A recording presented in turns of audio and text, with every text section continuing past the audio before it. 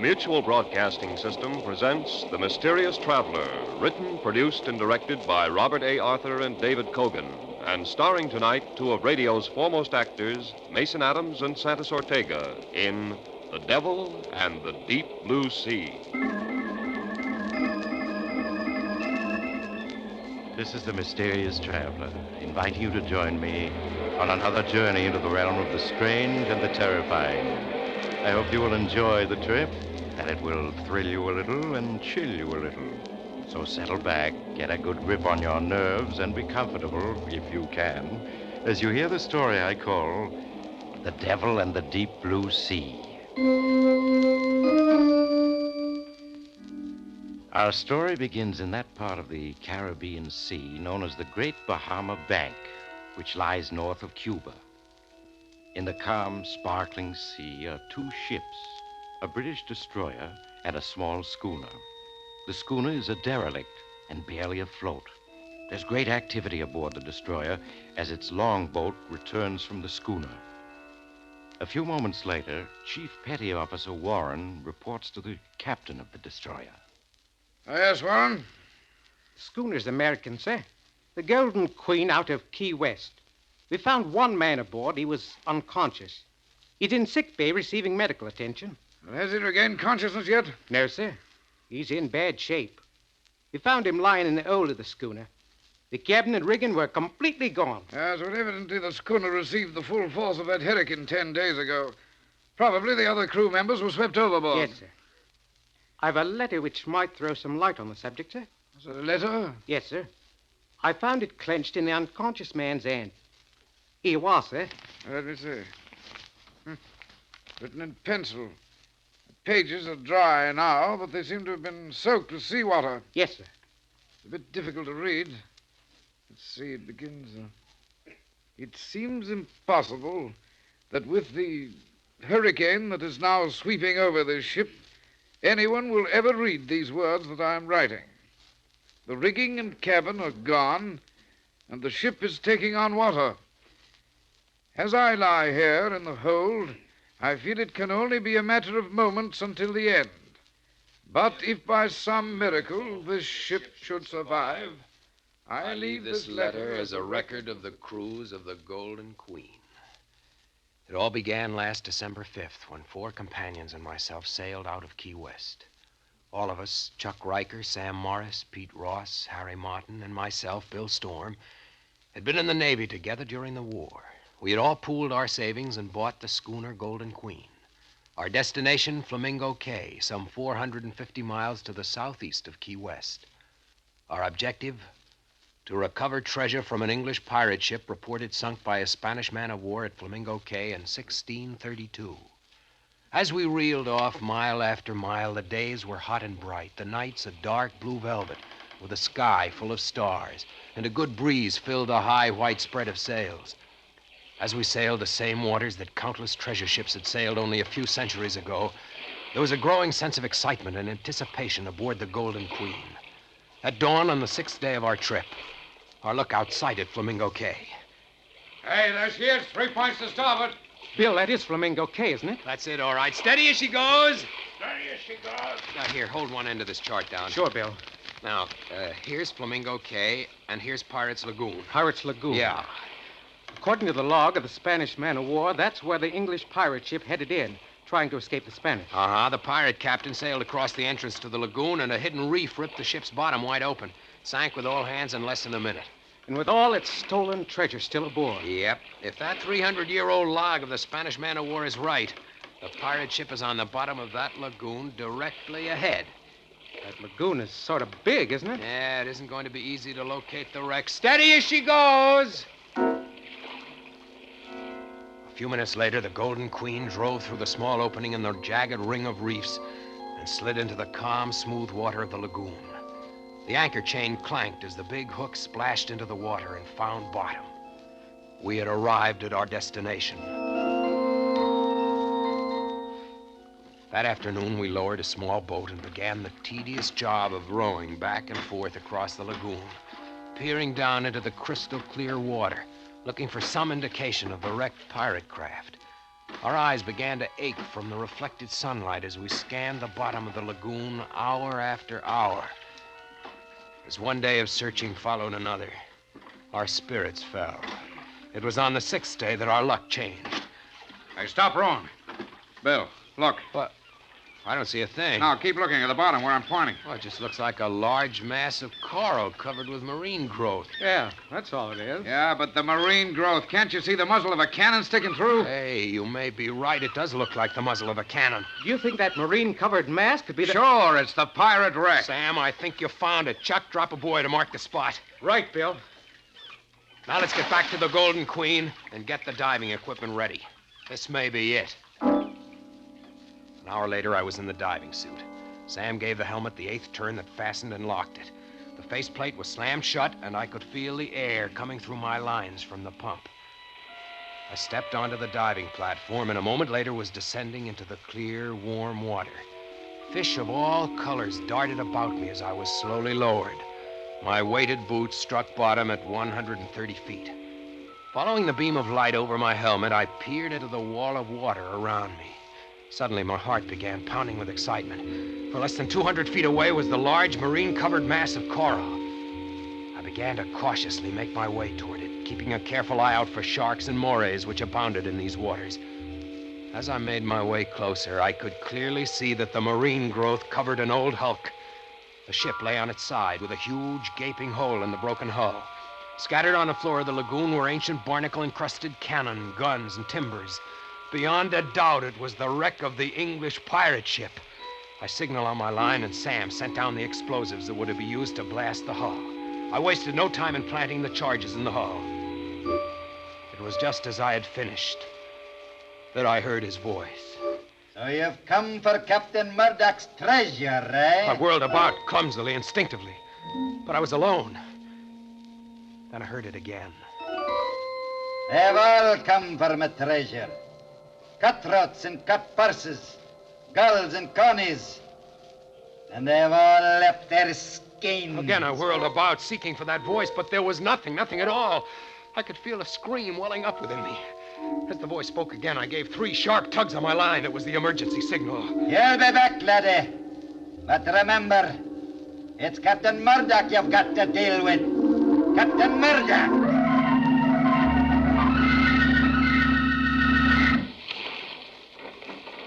Keep the pumps going, Pete, until I get the faceplate open. Okay. Hey, Bill, what was wrong? Why'd you give the emergency signal? He's as white as a sheet. Bill, what happened? Was it an octopus? An octopus? Yeah. Yeah, sure, these whalers are full of them. You should have taken a settle and torch down with you. They don't like torches. Yeah. You just take it easy for a while. Bill, did you plant the explosives? Sure. Pete, detonate the explosives. Okay, here goes. They didn't go off. Bill, you sure you made the connections? I made them all right. Well, they must have gotten loose. We'll just have to try again. What about my going down? No. Why not? Well, because Chuck's only a beginner, and he's never gone down that deep. You got a point there. Well, okay. Means we'll have to wait until tomorrow. Yeah. Bill will go down as soon as it's daylight and plant some more explosives. Right, Bill? Right. Well, that night I lay awake in my bunk, going over and over in my mind the dive I had made and the strange voice I had heard. I kept telling myself that it had been an hallucination. That must be it. Being in pirate waters, the excitement of the search, going down to 130 feet, all had combined to create this hallucination. It was the only possible answer. What other answer could there be? Morning came and I donned the diving suit. Sam handed me an acetylene torch. And a few minutes later, I was descending into the calm green water.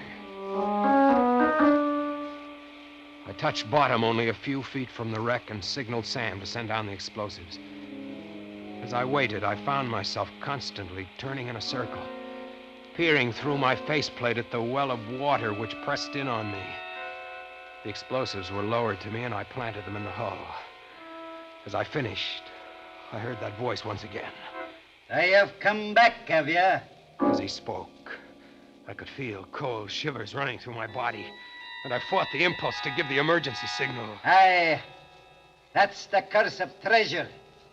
Once a man kens it, there's no turning back. Ask me, laddie. Captain Murdoch. I'll tell you. What? Where are you? Where am I? Ask the fish that stripped me of me flesh and left me bones as a warning to the likes of you. Look at you, whirling about like a jackanapes to see me. You fool.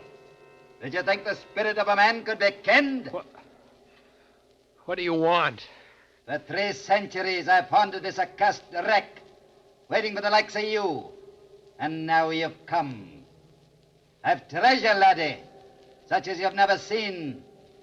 Rubies and diamonds, pearls and sapphires, silver and gold. The wealth I tore from a dozen Spanish galleons. I'll share it with you, if you agree to my terms. Terms? Aye, laddie, terms. First, I'll share with you and only you.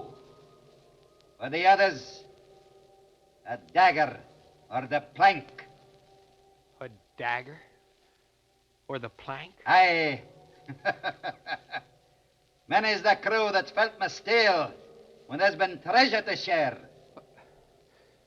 You mean murder Sam, Chuck, and the others? Aye. Your voice. What you're saying. It's all an hallucination. It must be. I'm just hearing things. I cannot words. What manner of weeping is this? What the steel do the men have done? Stop talking. Stop talking. Do you hear? I won't do it. I won't. You'll do it, laddie. Or you'll ne'er take my treasure. Who's to stop me? A voice? A sheer hallucination? Captain Murdoch, laddie. Captain Murdoch. You're just a voice. You can't stop me. But no, don't. You're choking me. Stop. You can't see me, laddie. But you can feel my wrath, can you not? Let go. You'll find me a reasonable captain if you follow my orders. But if you don't, laddie, you'll ne'er see the sun again. Now these are my terms, and pay heed to my words.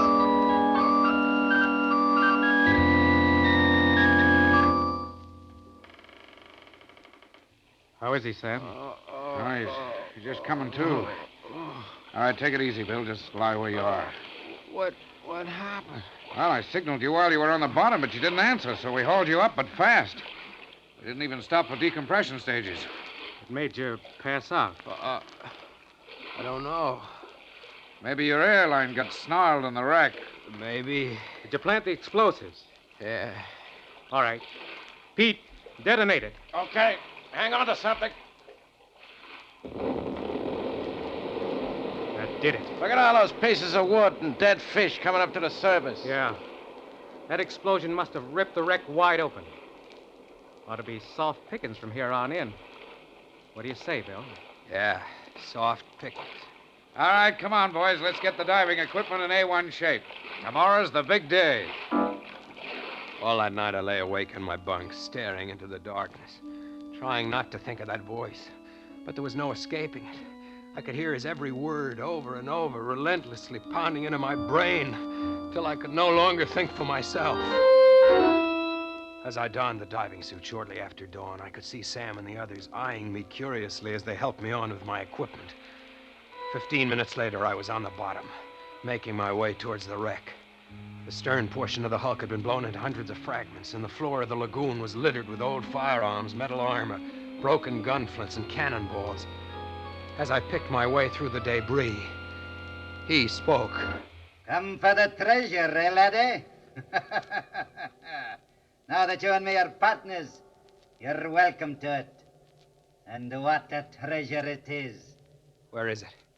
You'll find 4 chests buried under that wreckage to your starboard. There? Aye. It took 12 ships and 1,000 lives to make up that treasure. Wait till you set eye on the precious stones I plucked from the San Cristo Domingo. Worth a king's ransom. These chests are filled with treasure? Aye. And well you might gape. Lash that rope around them, laddie. 'Tis heavy they are. They must each weigh at least 500 pounds. Aye. Lash them snugly. 'Tis our fortune you have there, laddie. 'Twill buy the world for us.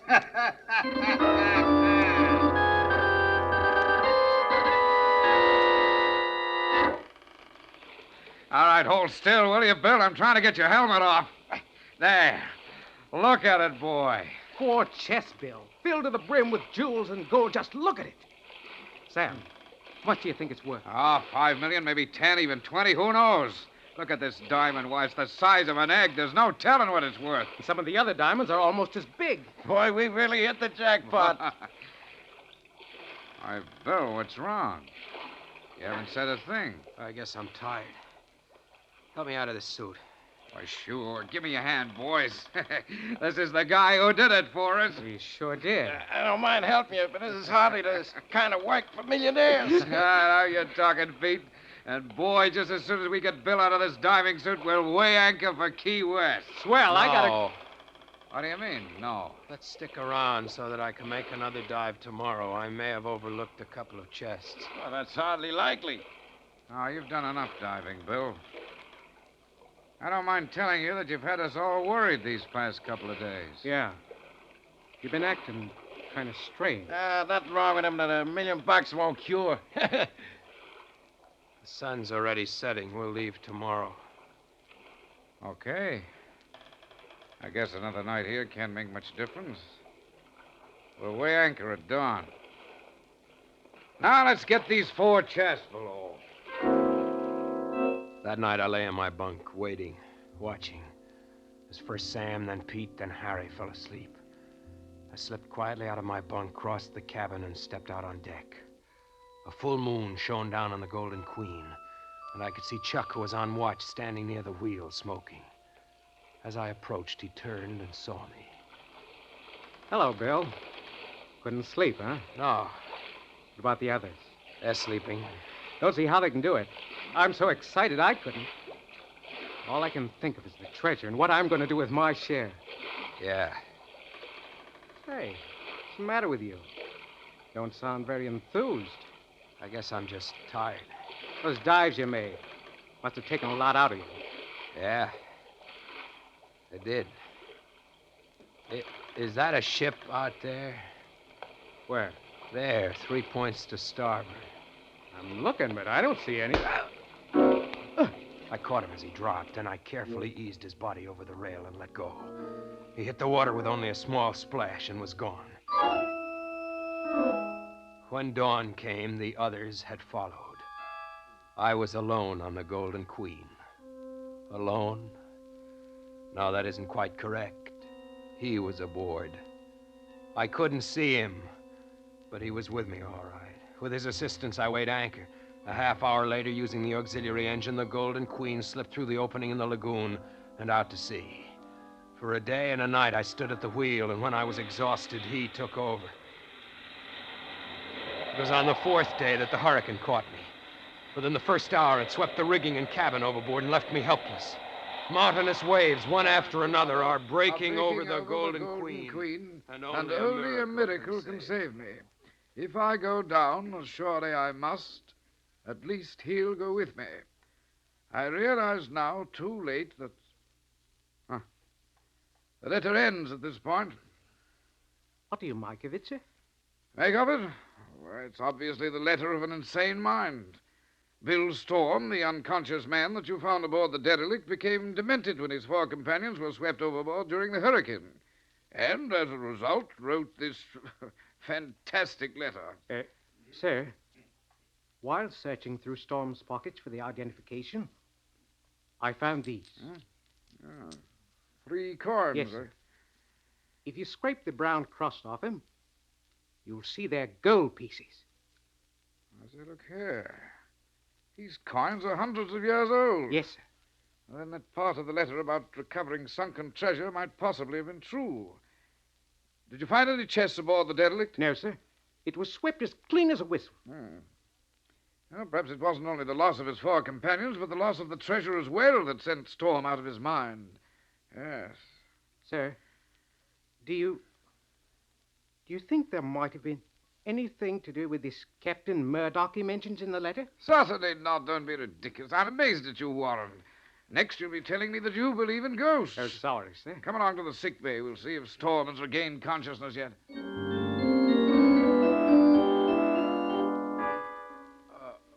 This fellow Storm, he seems to be regaining consciousness, sir. He's opening his eyes.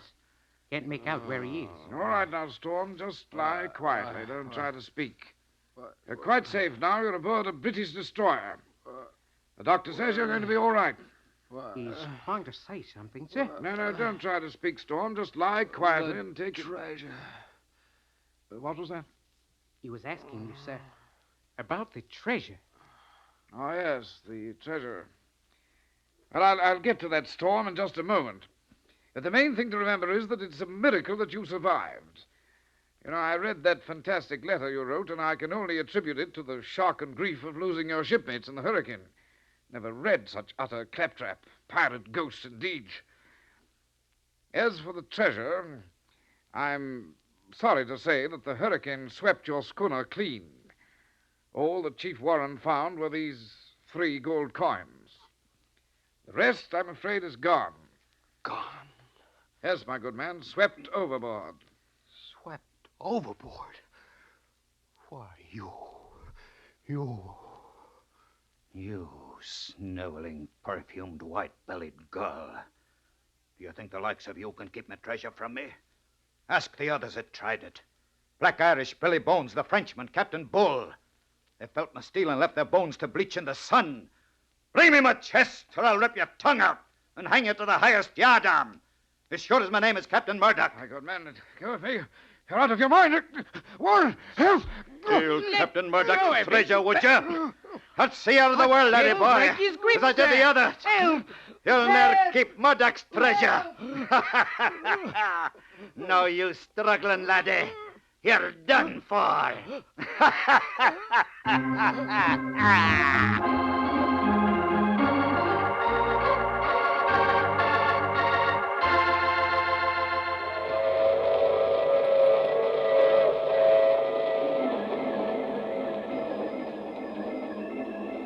This is the mysterious traveler again. Did you enjoy our trip?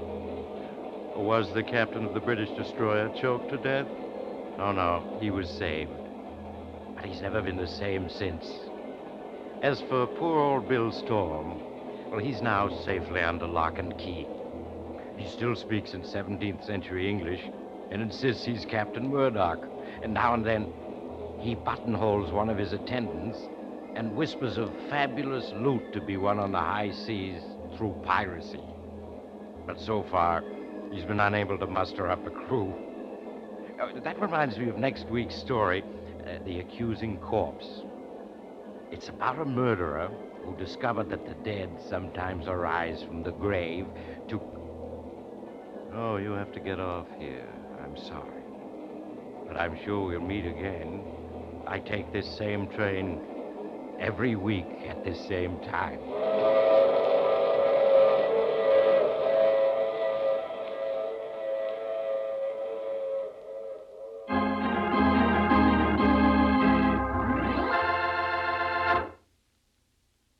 You have just heard The Mysterious Traveler, a series of dramas of the strange and terrifying. The role of the mysterious traveler is played by Maurice Tarplin.